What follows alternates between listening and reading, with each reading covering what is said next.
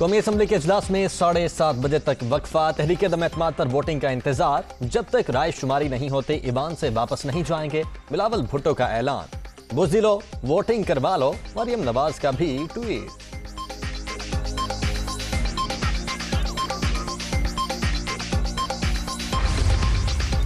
वक्त जाय ना करें, वोटिंग करवाएं और आगे बढ़ें।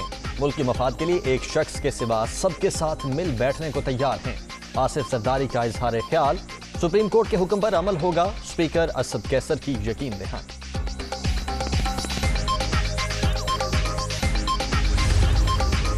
और पल पल बदलती सूरत हाल का जायजा। वज़ीर आज़म ने वफाकी काबीना का खुसूसी इजलास रात 9 बजे तलब कर लिया। अहम फैसलों का इम्कान।